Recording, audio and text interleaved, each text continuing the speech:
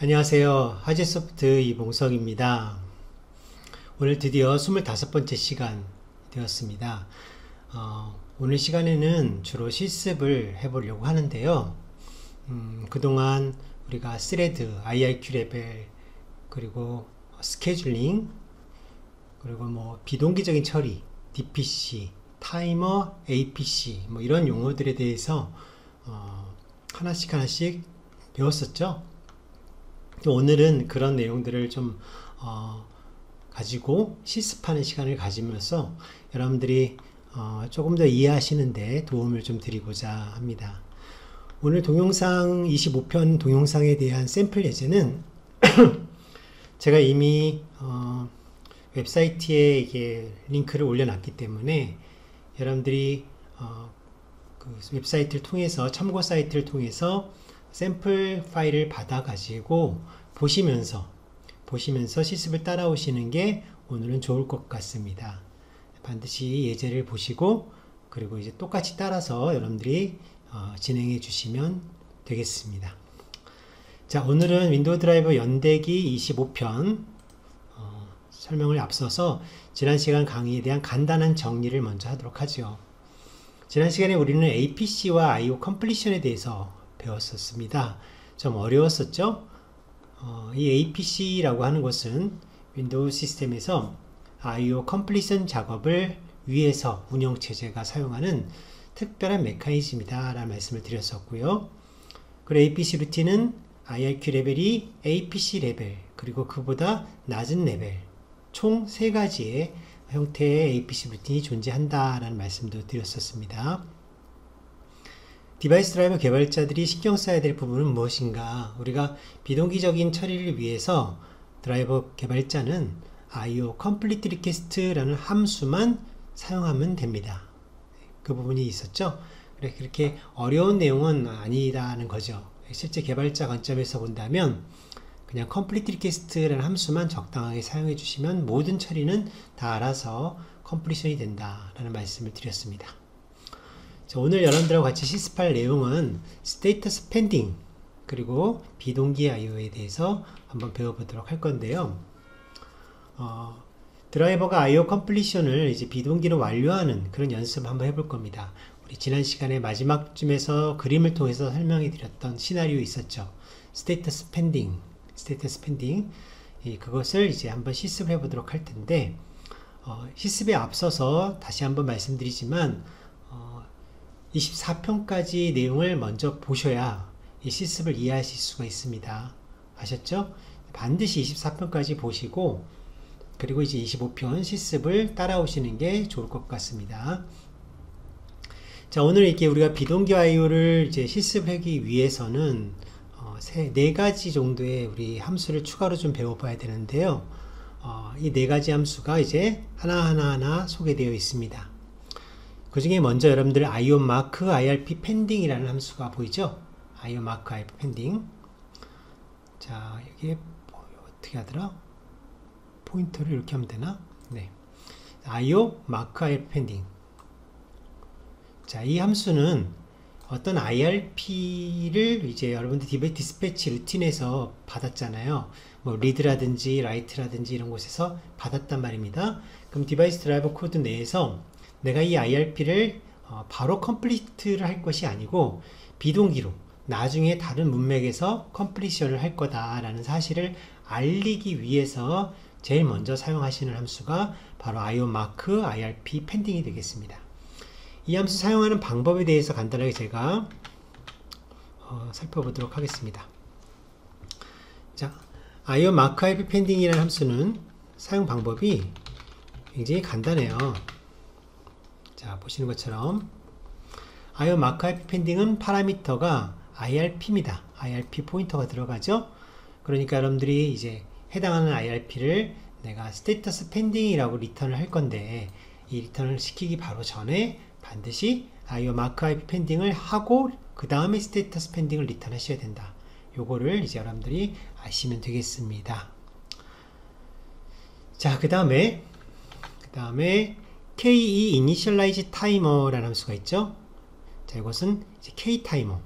kTimer라는 디스패처 오브젝트가 있는데 그 kTimer 오브젝트를 지금부터 초기화하는 작업에 이 함수를 사용합니다. 그러니까 결국 타이머라고 하는 어떤 구조체를 만드는 거죠. kTimer. 그래서 kInitialize timer는 어떻게 쓰냐면 자, kInitialize timer라고 해서 여러분들이 쳐보시면 얘도 마찬가지로 함수에 인자로 들어가는 건 딱 타이머 구조체 포인터가 되겠죠. 포인터죠. 그래서 타이머 구조체의 포인터 그냥 주소만 주시면 알아서 초기화가 됩니다.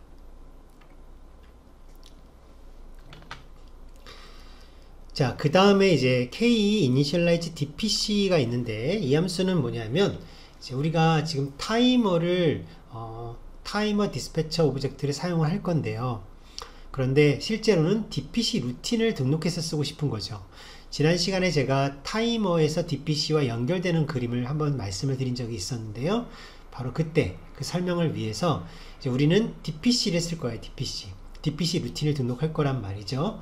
그래서 그러기 위해서는 이렇게 kdpc라는 오브젝트를 초기화해야 됩니다. 이때 여러분들이 dpc 루틴을 따로 만들어 가지고 그 루틴의 주소를 바로 dpc에다가 저장하는 이 작업이 바로 이 함수에서 이루어지는 거죠.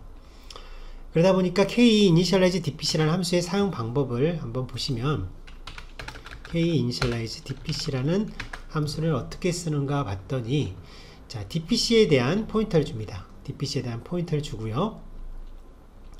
그 다음에 두 번째 파라미터를 보시면 deferred routin이라고 되어 있죠. deferred routine.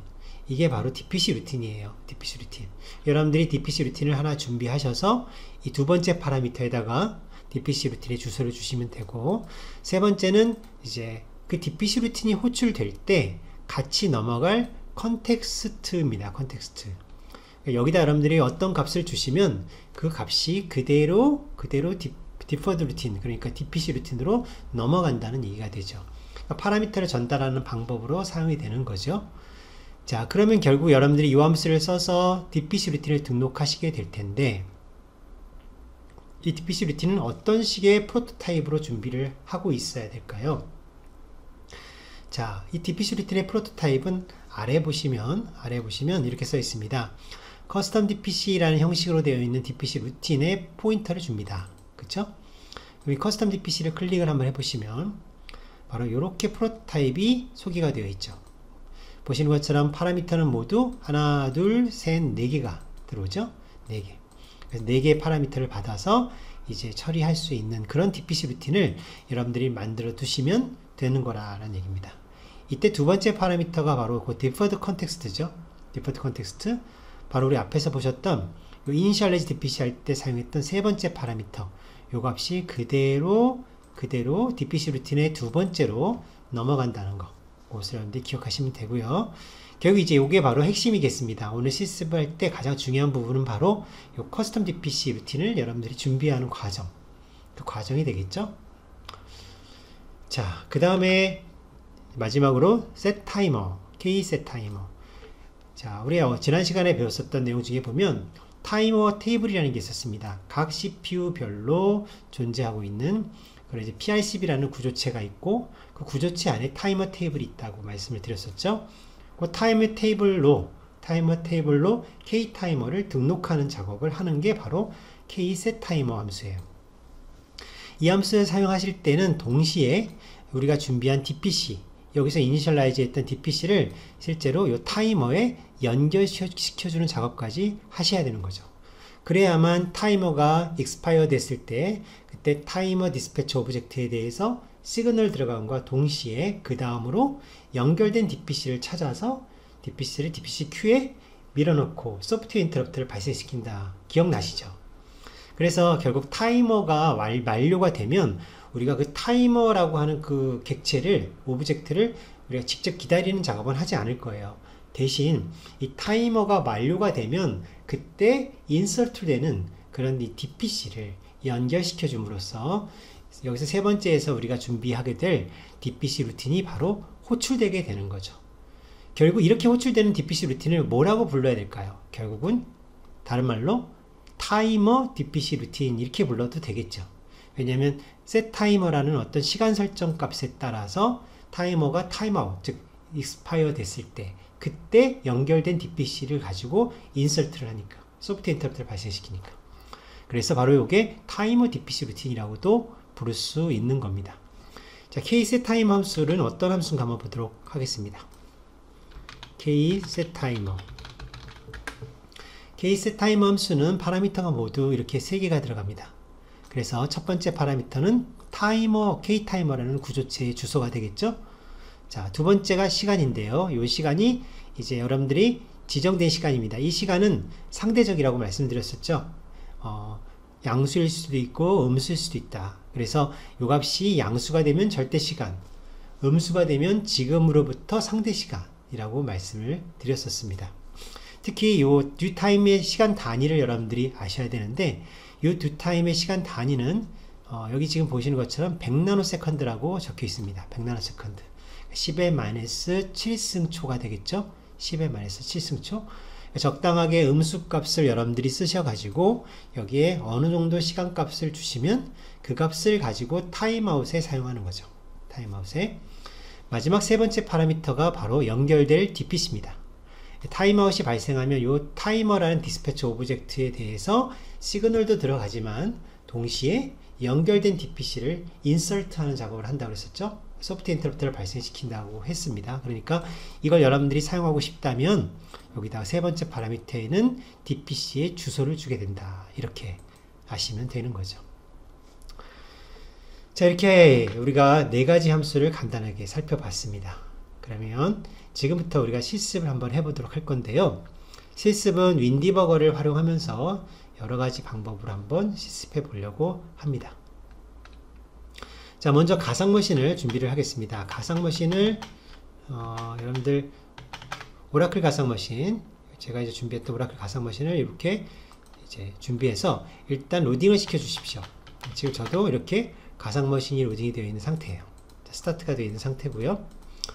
그 다음에 윈디버거를 이렇게 띄워서 이제 연결시킬 준비를 하겠습니다. 윈디버거. 자, 윈디버거를 연결시키기 위해서 커넥션을 해야 되죠. 커넥트 하려면 커널 디버그, 그 다음에 콤, 이 부분은 일전에 다 설명해 드렸던 내용이죠. 특히 여기다가 쓰는 부분이 역슬래시 2개 하나 파이프, 그 다음에 저는 코먼이라고 하는 파이프를 사용한다고 말씀을 드렸었습니다. 자, 요거 다시 한번 제가 확대를 시켜서 볼까요? 이렇게. 자, 보시면 콤으로 해서 시리얼로 하는데 여기를 체크하시고 역슬래시 2개의 점 역슬래시 하나, 그리고 파이프 역슬래시 콤1이라고 사용을 한다고 그랬습니다. 자, 이렇게 연결을 시도하겠습니다. 자, 그런 다음에 잠깐 멈춰 볼까요? 브레이크. 자, 브레이크를 하게 되면은 보시는 것처럼 이게 연결됐다는 것을 알 수가 있습니다. 그쵸? 자, 연결이 잘 됐으니까 .cls. 자, 화면을 지우고 고 하겠습니다. 고. 고는 F5가 되죠? 고. 자, 그럼 다시 이제 활성화된 것을 알 수가 있습니다. 자, 이렇게 준비가 되어 있는 상태에서 이제 샘플을 한번 준비를 해 보도록 하죠. 자, 샘플은 제가 미리 알려드렸던 링크에 다 올려드렸으니까 그 샘플을 다 받았다고 가정해 보겠습니다. 그러면 여러분들이 받은 샘플은 이렇게 샘플 25 리드 펜딩이라는 이름으로 여러분들에게 다운로드가 될 수 있을 겁니다. 그럼 압축을 푸시고, 자, 솔루션 파일을 더블 클릭을 한번 해보도록 하죠. 자, 이 작업들이 여러분들이 실수를 할 수 있을 것 같아서 제가 미리 조금 코딩을 해놨으니까 여러분들이 참고해서 보시면서 한번 따라오시면 될 것 같아요. 먼저 어플리케이션 쪽 소스를 한번 보도록 하겠습니다. 자, 어플리케이션 소스는 간단하게 작성을 했는데요. 자, 보시면 먼저 메인에서 create 파일을 했습니다. 자, 디바이스 드라이버를 열었고요. 자, 디바이스 드라이버가 제대로 열렸다고 하면, 자, 에러는 체크하지 않았습니다. 이 라인을 좀 줄이기 위해서 제가 에러는 체크하지 않았고요. 자, 샘플이라는 이름으로 드라이버가 열렸다라고 하면 그때 tCount 값을 먼저 구해 놓습니다. 미리세컨드 값이죠. 미리세컨드. 현재 tCount 값을 구해 온 다음에 이와 같이 call to read file 함수를 부를 거다라는 메시지를 printf로 찍었습니다. 그런 다음에 read file이라는 함수를 불렀어요. 자, 이러면 어떤 무엇인가를 드라이버는 되돌려주게 돼 있어요. 그것이 hello라는 글자거든요. hello란 5바이트 글자인데, 어쨌든 그 글자를 돌려주게 되면 코드를 보면 다시 또 프린트를 찍죠. 리드 파일에서 돌아왔습니다 라고 바로 printf를 찍고, 그런 다음에 다시 get count를 해서 아까 구했던 요 t 값을 지금 get count 값에서 빼가지고 다시 t 값을 만듭니다. 결국은 무슨 얘기냐면 요 사이에 소요된 시간을 미리세컨드 단위로 알고 싶다는 거죠. 요 사이에 소요된 시간을. 그래서 그것을 마지막으로 printf를 통해서 delay time이라고 해서 찍었어요. 그런 다음에 클로즈 엔드를 하고 잠깐 한 문자를 기다리다가 이제 리턴하는 그런 심플한 간단한 코드라고 할 수 있습니다.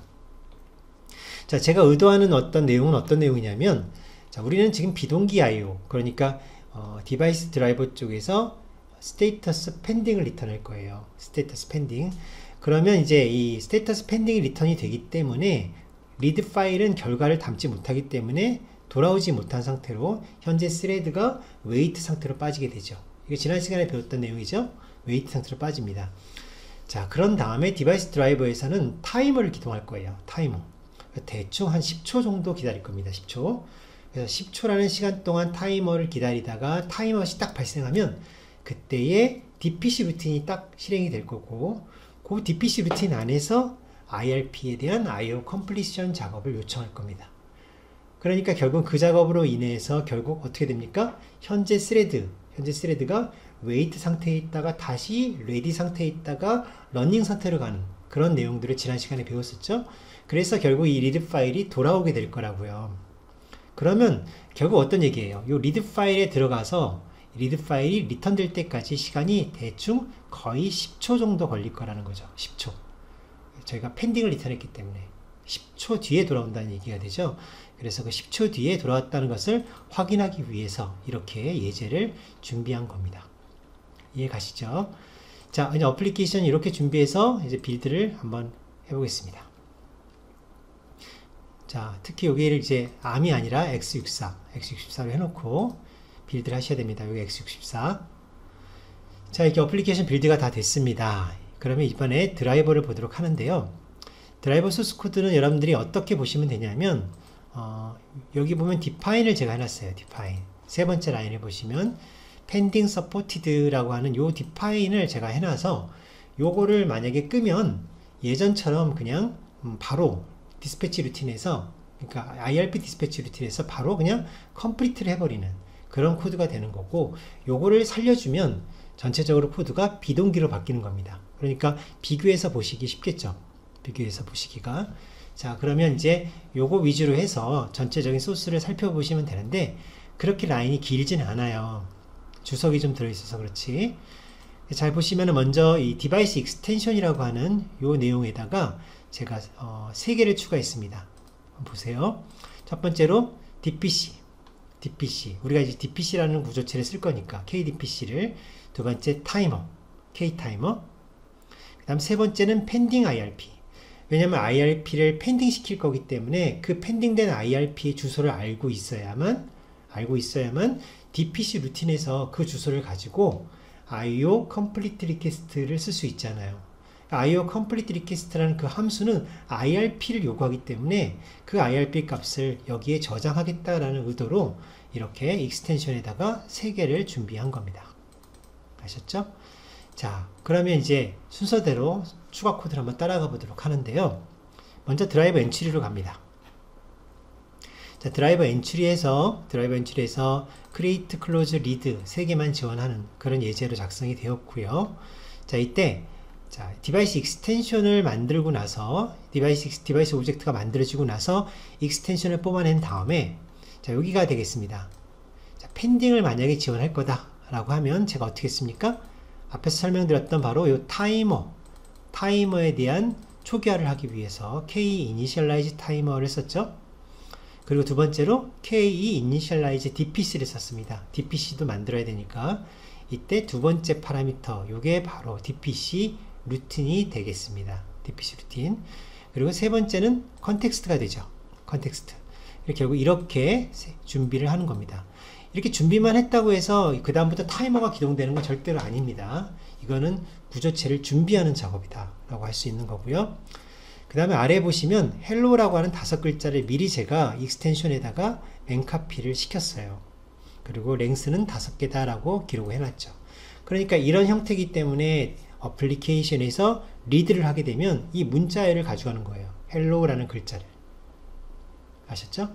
자, 여기가 바로 드라이버 엔트리에서 신경 써야 될 부분이 되겠습니다. 아셨습니까?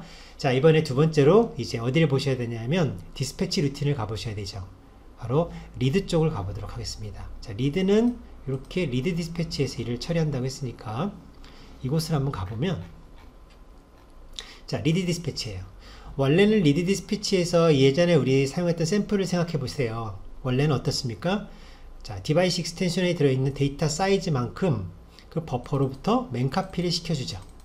여기까지 기억나시죠? 달라고 하니까 그 문자열을 돌려주는데, 예전에는 바로 뭘 했습니까? 그리고 나서 바로 컴플리트를 했었죠. IO 컴플리트를 하고 석세스를 리턴 했었습니다. 그런데 이렇게 석세스 값을 주고 랭스를 다 줬지만 실제로 펜딩 서포트가 되지 않았을 때는 아래 보시는 것처럼 이렇게 요 두 줄을 여기서 쓰면 되는데, 보이시죠? 두 줄을 여기서 쓰면 되는데, 펜딩을 지원하겠다라고 하면 이렇게 쓰는 게 아니라 위에 보시는 것처럼 이렇게 쓰셔야 된다는 거죠. 요게 좀 달라졌죠? 자, 어떻게 달라졌나 보겠습니다. 먼저 지금 받은 IRP를 내가 잠깐 익스텐션에다 보관을 합니다. 왜 그럴까요? 바로 타이머 루틴, 타이머 DPC 루틴이 이따가 10초 뒤에 호출이 될 텐데 그곳에서 얘를 참조하기 위해서죠. 그렇죠? 그래서 이 IRP 주소를 그대로 여기다 저장을 해 놓습니다. 디바이스 익스텐션에 펜딩 IRP에다가. 그리고 오늘 배웠던 함수 IO 마크 IRP 펜딩을 직접 호출하죠. 이 IRP를 지금부터 비동기로 완료할 것이다 라고 이렇게 써줍니다. 자, 마지막으로 이게 제일 중요하죠. 셋 타이머. 자, 우리는 셋 타이머를 기동하는데 몇 초? 10초에 대한 셋 타이머를 기동하려고 합니다. 10초라고 하는 값이 10의 마이너스 7승초 단위로 리졸트에 들어가야 되기 때문에 10 곱하기 보시는 것처럼 공을 제가 모두 7개를 붙였습니다. 그렇죠? 요게 바로 10초를 나타내는 거고요. 음수를 만들어야 되죠. 왜냐하면 상대 값을 써야만 이 값을 써야 마이너스 1을 써야만 상대 시간이 되니까. 그러니까 지금으로부터 10초 뒤라는 뜻이 되려면 음수를 곱해야 되는 겁니다. 그리고 라지 인테저 형태로 되어 있는 데이터 포맷을 원하기 때문에, 그래서 보시는 것처럼 이렇게 제가 이 마이너스를 곱해서 10초라는 의미를 나타내고 그것을 여기 두 번째 파라미터에 넣게 된 거죠. 자, 이 셋 타이머는 첫 번째에 뭘 주죠? 초기화된 타이머 오브젝트의 주소를. 마지막 파라미터는 뭘 주죠? 안 줘도 되지만 이렇게 DPC 구조체의 주소를 주게 되면 어떻게 된다고 그랬습니까? 타이머 테이블을 뒤져서 타이머 만료 시간이 되었을 때 해당하는 타이머, 먼저 이 타이머에 대한 시그널이 들어가고 그와 동시에 두 번째로 연결된 DPC가 있으면 DPC를 DPC 큐에다가 인설트 한다, 이렇게 설명드렸었죠. 그래서 그때 요게 인설트 작업을 한다는 거죠. 인설트가 되었기 때문에 이제 10초 타이머가 이제 타이머 루틴을 호출하게 될 모든 조건이 된 거라는 겁니다. 즉 10초가 지나면 DPC가 인설트가 되니까 조건만 맞으면 바로 DPC 루틴이 호출 되겠죠. 그렇죠? 자, 그리고 나서 스테이터스 펜딩을 리턴하는 거, 이게 중요하다는 겁니다. 스테이터스 펜딩. 자, 그럼 이제 뭐가 남았습니까? 여러분 살펴보실 부분은 DPC 루틴이 되겠죠. DPC 루틴은 어떻게 준비하나 보겠습니다. 즉 10초 뒤에 호출될 DPC 루틴의 모습을 한번 보도록 하죠. 바로 위로 올라가시면 이렇게 해놨습니다. 자, 펜딩 서포티드가 되어 있을 때만 제가 이 함수가 정의되도록 했죠. 자, 타이머 DPC라고 하겠습니다. 지금부터 이 DPC 루틴은 결국 타이머 DPC 루틴이라고 불러도 되겠죠. my timer DPC 루틴. 파라미터는 모두 4개가 되고 이 중에 두 번째로 전달되는 이것을 디바이스 익스텐션 주소가 전달됩니다. 왜 그랬습니까? 이곳으로 이게 전달되는 이유는 아까 처음에 드라이버 엔트리에서 저희가 DPC를 초기화할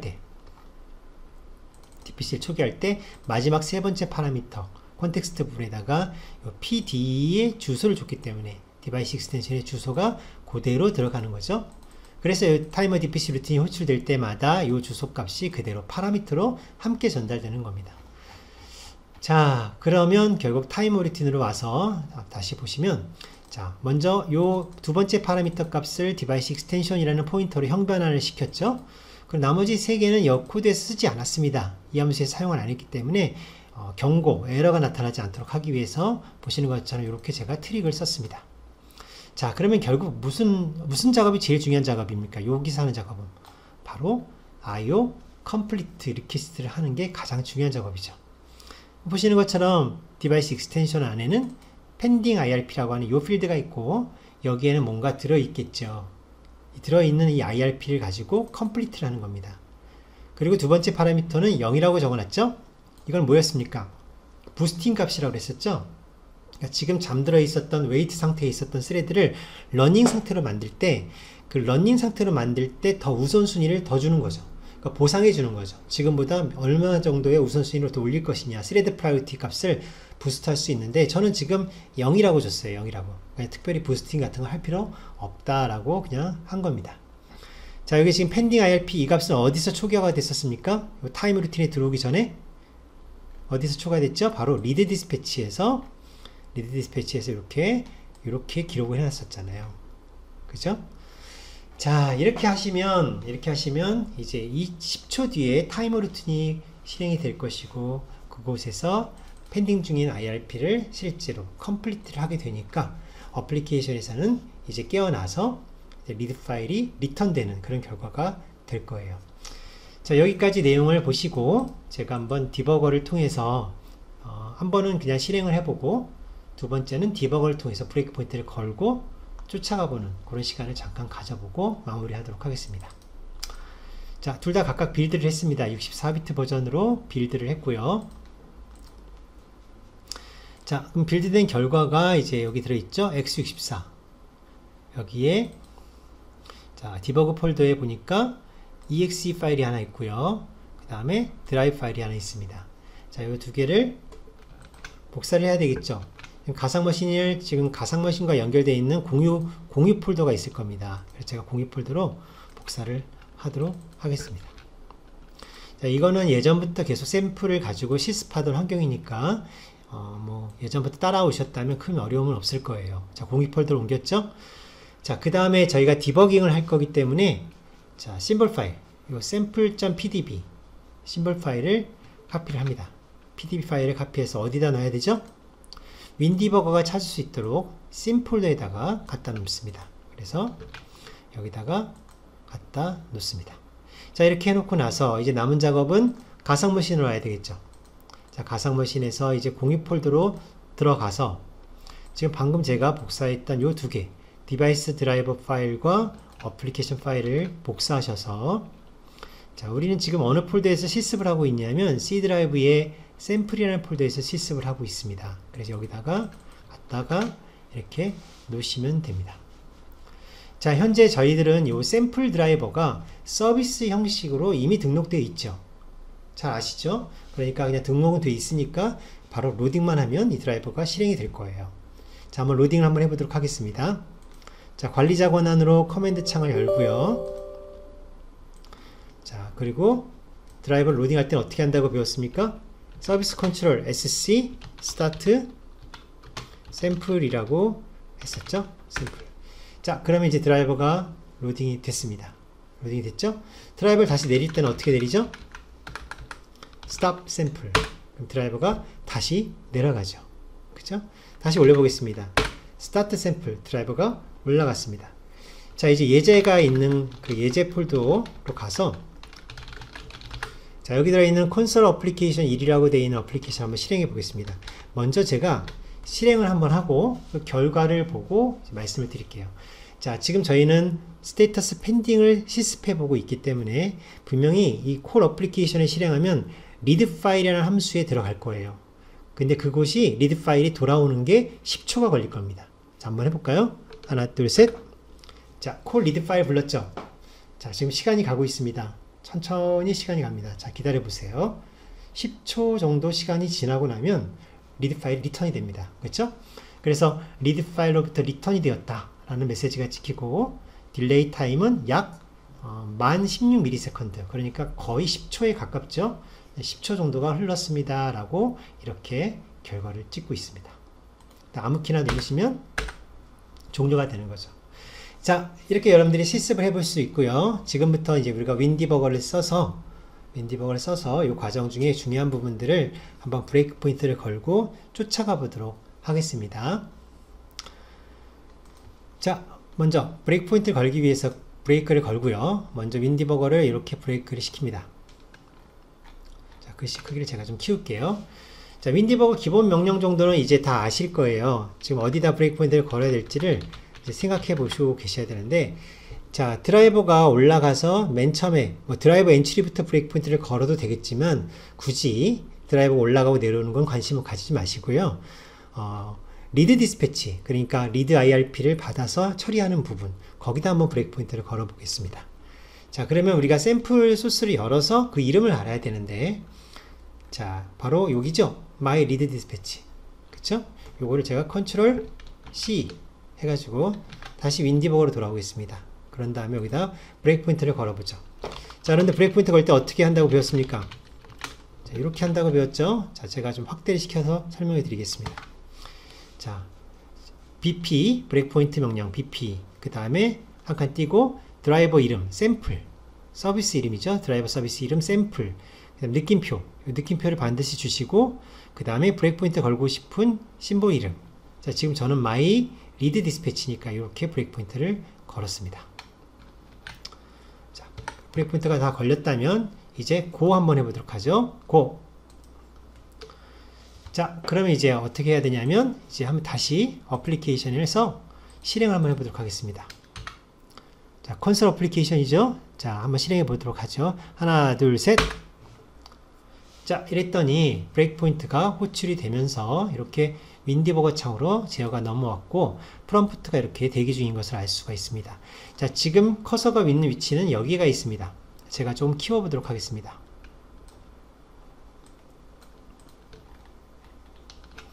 자, 현재 브레이크 포인트가 걸려있는 위치는 바로 이렇게 My Read Dispatch, 이곳이 브레이크 포인트가 걸려있다는 것을 알 수가 있죠.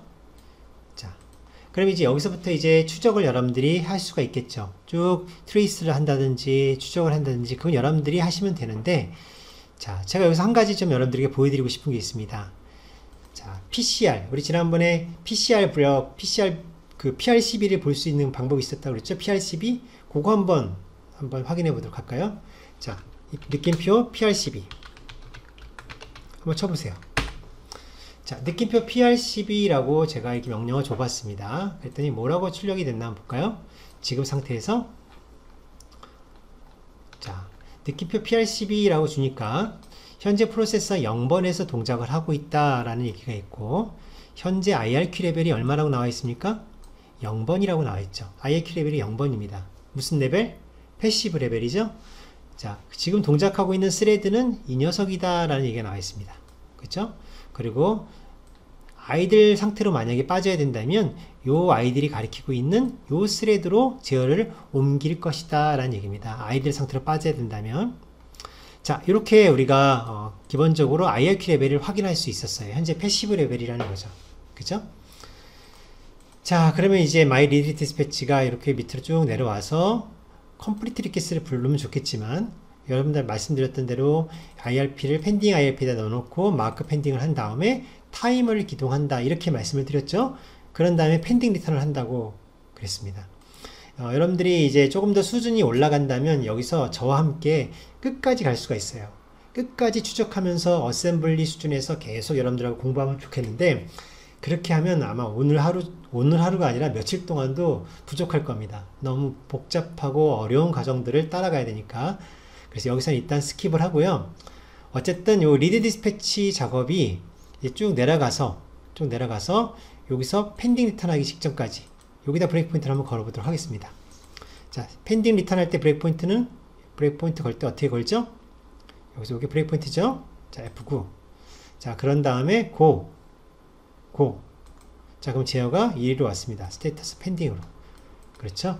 자, 그럼 이제 여기서 이제 돌아가면 뭔가 이제 작업을 쭉 할 텐데, 자, 현재 우리 그 스레드 값이 누구였는지 다시 한번 보세요.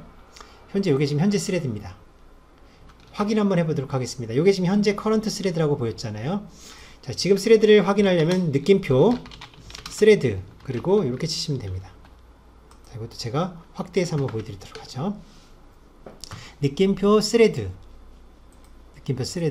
그 다음에 옆에 이렇게 위에서 보셨던 주소 값을 그대로 주시면 되죠.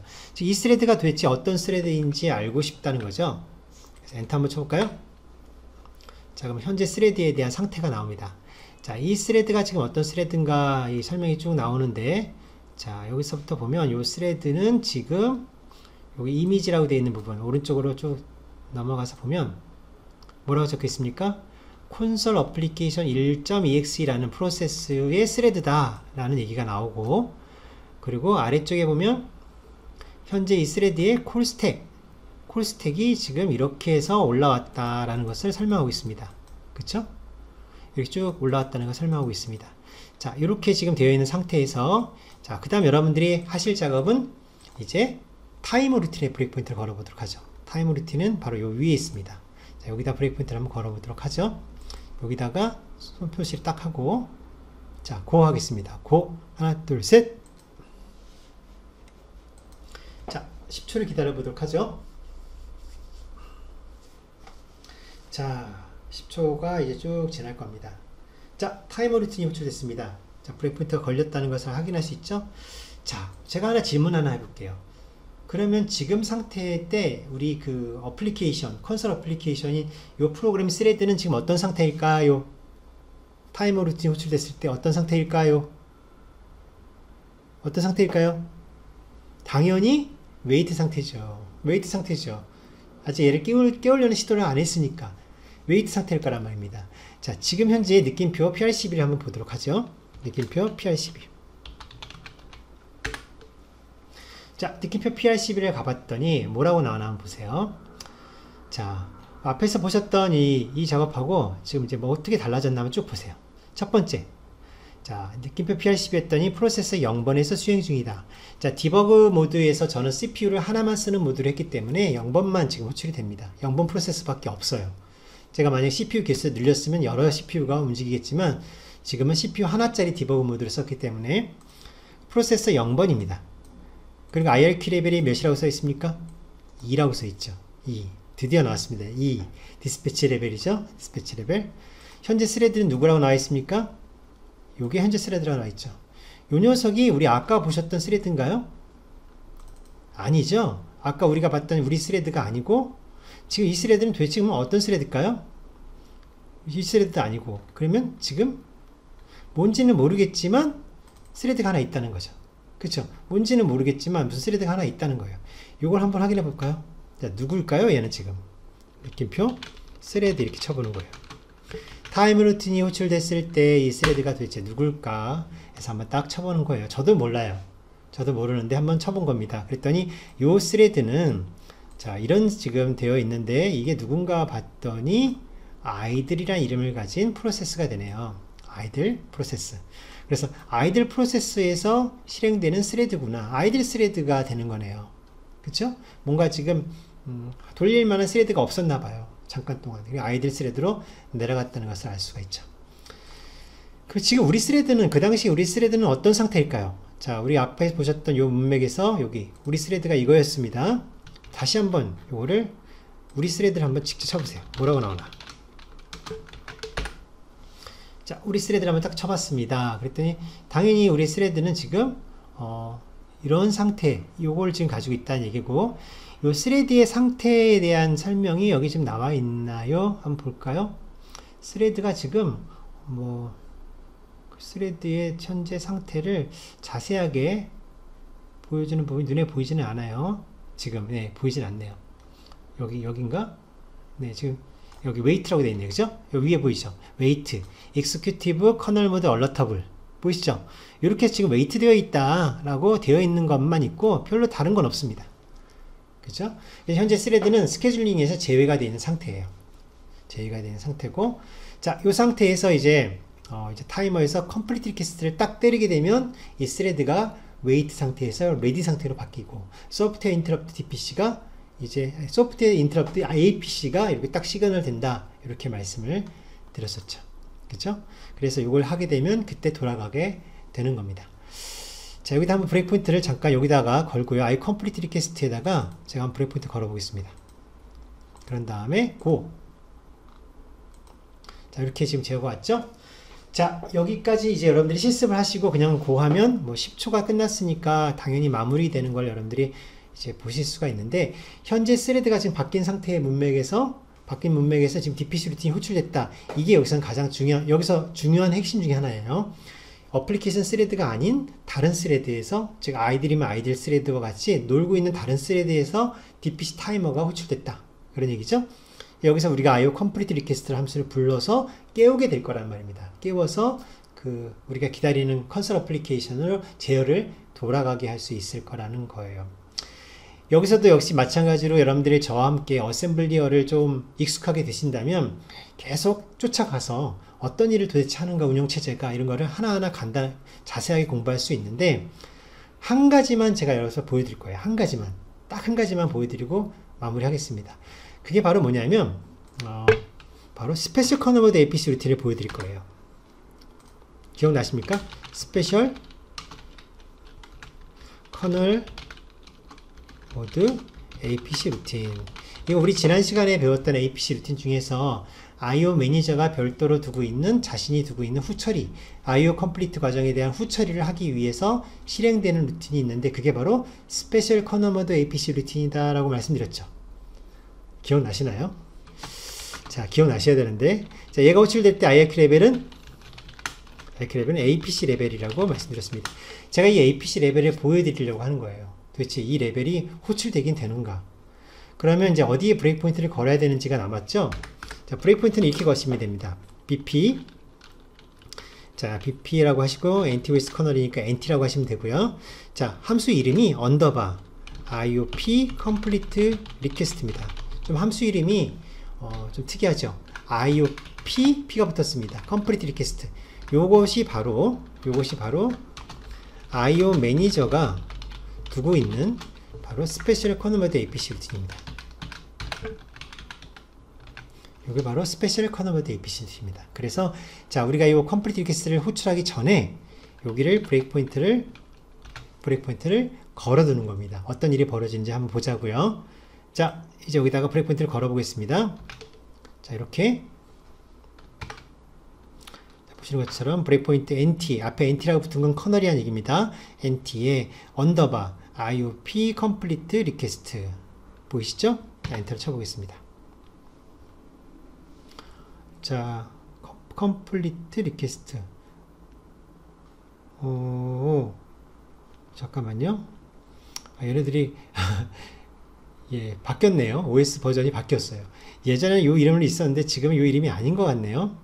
도대체 어떤 이름일까요? 그러면 자, NT가 아니면 혹시 자, 브레이크 포인트가 이 브레이크 포인트가 아닌 것 같습니다. 그러면 이제 확인해 봐야 되거든요. 도대체 어떤 이름인지 조사를 좀 해봐야 되겠습니다. 자, IOP complete request와 굉장히 비슷한 이름을 가지고는 있을 것 같거든요. 그러면 이제 한번 OS 심볼을 한번 뒤져보도록 하죠. 여러분들 윈디버거에서 OS 심볼 뒤지는 방법 있죠. 그 방법을 한번 써서 이게 도대체 있기는 한 건지 한번 확인해 보도록 하겠습니다. 자, X라고 하는 명령이 있습니다. X라는 명령을 주고 우리가 찾고자 하는 요 비슷한 이름을 가지고 있을 거라고 생각하는데, IOP complete request라는 이름이 앞뒤로 붙어 있는 요거를 한번 NT에서 찾아보도록 하겠다. 자, 제가 어떻게 명령을 줬냐면 이렇게 줬습니다. X 심볼을 한번 조사를 해보겠다. NT라는 이름에 IOP complete request라고 하는 이름이 앞뒤로 붙어 있는 어떤 뭐가 붙어 있더라도 그 심볼을 한번 찾아보도록 하겠다. 자, 이게 제가 걸어봤더니 있네요. 예, 이거 아마 대소문자가 틀려서 그런 것 같은데요. 발견됐습니다. 대소문자가 틀려서 그러네요. 결국은 요 이름이 이렇게 되어 있네요. 이렇게. 요게 정확한 이름이네요. 자, 다시 한번 브레이크 포인트 걸어보겠습니다. 자, 이렇게. 자, 걸렸습니다. 대소문자가 틀려서 네, 여기 뭘 걸 수가 없었네요. 비슷한 이름의 글자들이 또 있는 경우에는 이렇게 대소문자를 가리게 되거든요. 원래는 대소문자를 안 가려요. 안 가리는데 보니까 또 비슷한 게 있는 것 같아요. 자, 이렇게 브레이크 포인트를 걸었어요. 자, 이제 뭘 하면 되냐면 고 하겠습니다. 고. 하나, 둘, 셋. 자, 고 했습니다. 자, 지금 브레이크포인트가 걸린 것은 이 소스가 아닙니다. 소스가 없는 상태, 어셈블리만 들어있는 곳인데요. 이곳이 아닙니다. 그래서 요거는 이제 제가 창을 닫고요. 자, 도대체 어디서 브레이크포인트가 걸렸나? 이거를 디스어셈블리 수준에서 한번 보도록 하겠습니다. 디스어셈블리.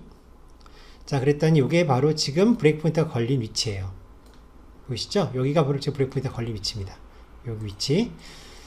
자, 지금 호출된 요 함수는 바로 IOP complete request예요. IO complete request가 아니에요. IOP complete request. 요게 스페셜 컨버트 APC 루틴이라는 것을 어떻게 할 수 있냐면, 요때 IAQ 레벨을 한번 확인해 보도록 할까요? 자, 여기서 느낌표 PRCB 한번 줘보세요. 여기 PRCB. 자, 보시면 뭐라고 적혀 있습니까? 자, 느낌표 PRCB를 딱 줬더니 현재 IIQ 레벨이 얼마? 1번이다 라고 지금 적혀 있죠. 자, 1번이라고 적혀 있죠. 무슨 레벨이에요?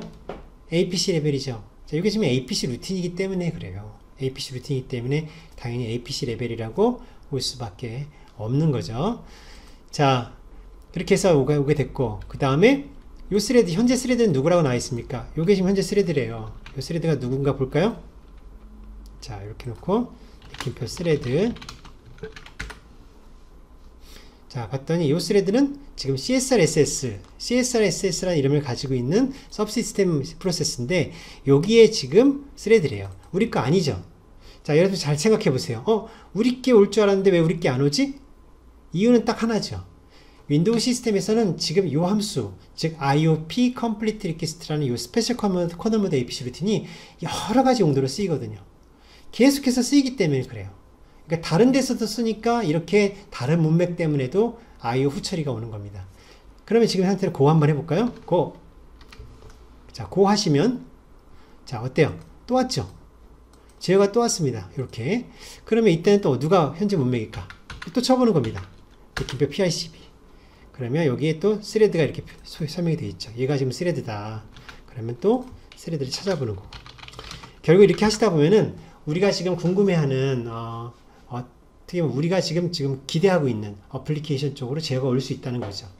자, 지금 보니까 버추얼박스 트레이라는 이름을 가진 프로세스에서도 올 수 있다라는 얘기입니다. 자, 어느 세월에 올까요, 이거? 계속 이렇게 우리가 계속해서 어게인 하다 보면 언젠가 우리 콘솔 어플리케이션 프로세스가 가진 스레드 쪽으로 내려오는 APC 루틴이 호출될 때가 올 거란 말입니다. 그래서 그렇게 확인하셔야 되는데, 한 두세 번만 더 하다가 안 되면 그냥 고 하겠습니다. 계속 기다릴 수는 없으니까. 자, PICB. 그러면 이게 이번에 이렇게 됐죠. 5080. 자, 지금 저희가 기다리고 있는 이 상황에서 이 5080이면 누구죠? 자,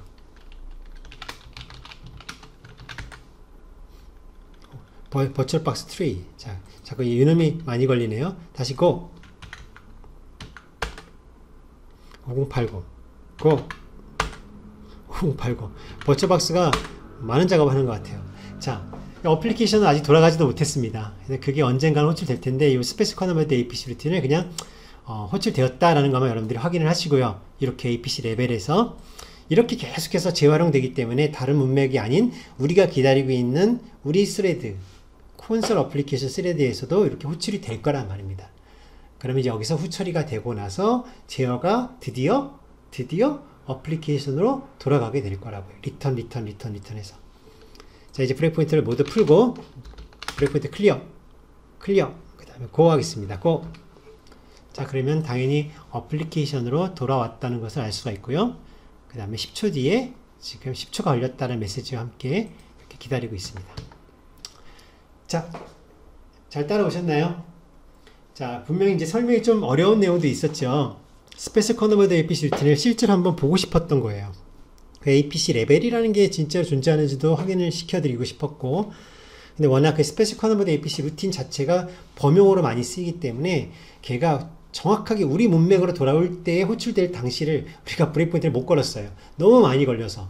계속 고하다 보면 언젠가 한 번은 올 거라는 것을 말씀드렸던 거고요.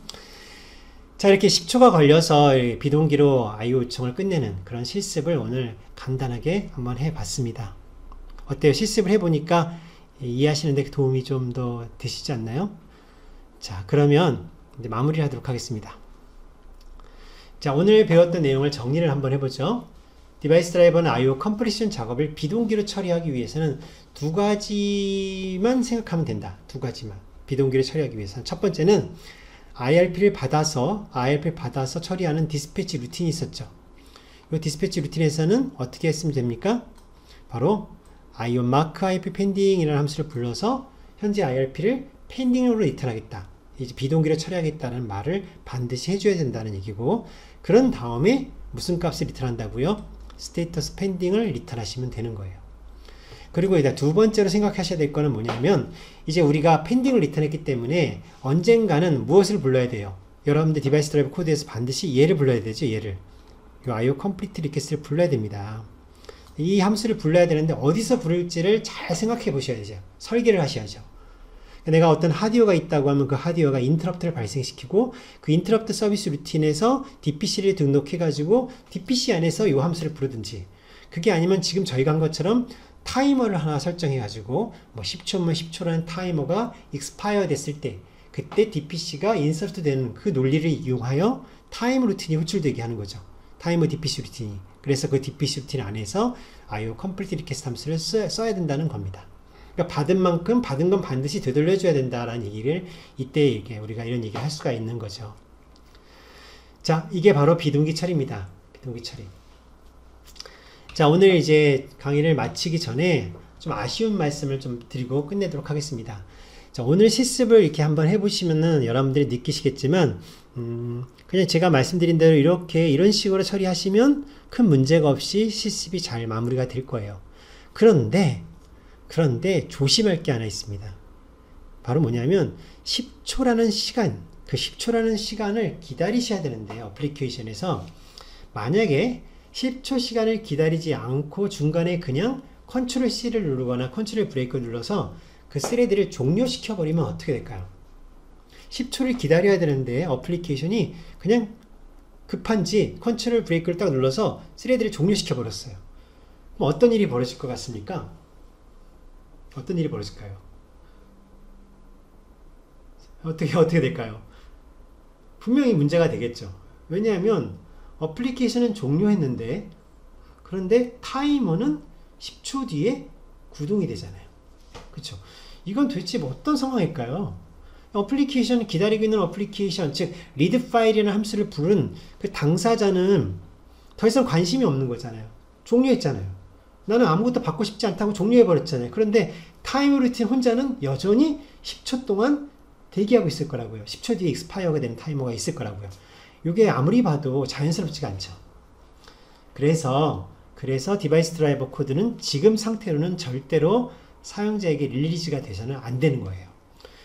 그러니까 지금 이 드라이버 샘플 소스는 그냥 아무것도 건들지 말고 시키는 대로 10초 동안 가만히 있어야 돼요. 절대로 스레드를 종료시키면 안 돼요.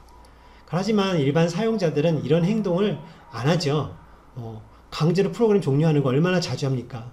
사용자는 믿을 수가 없죠. 그렇기 때문에 지금 이렇게 드라이버 코드를 마무리해서는 안 되고, 이제 예외에 대한 핸들링이 충분히 들어가줘야 돼요. 갑자기 사용자가 스레드를 종료했을 때는 내가 어떻게 대응을 해야 될까?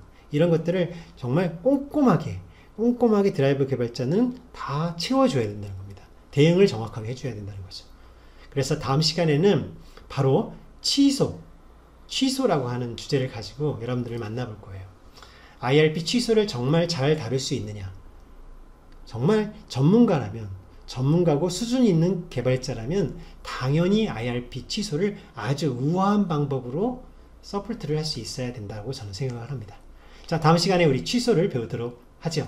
감사합니다. 하지소프트 이봉석이었습니다.